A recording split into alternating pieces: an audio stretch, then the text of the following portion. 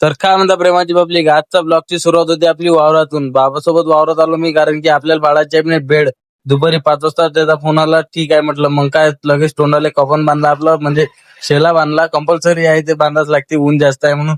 पाहतो तर बाबा इकडे फांद्या तोडत होते. म्हटलं काऊन फांद्या तोडत आहे, तर ते ट्रॅक्टरला अडते म्हणे. मग मी एक फांदी तोडली आणि ते घेऊन चाललो होतो रोडवर टाकाले.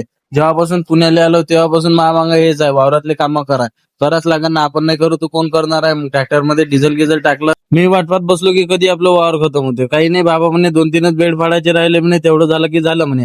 आपलं काम झालं. ये आणि कॅन घेऊन निघालो आपण लगेच घरी जायसाठी.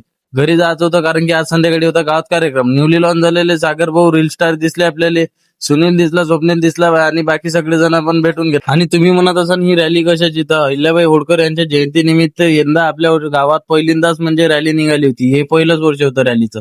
आणि अनिकेतनं मी निघालो घरी जासाठी. तेवढं थोडं तिथे 2 बुट्टी दिसले. जसं मी कॅमेरा घेऊन दिसलो तसे मांग आले. त्याला म्हटलं गाडी आरामात चालवत जावे. आणि भेटू आता आपण उद्याच्या इंटरेस्टिंग ब्लॉग मध्ये. तोपर्यंत फॉलो करून घ्या.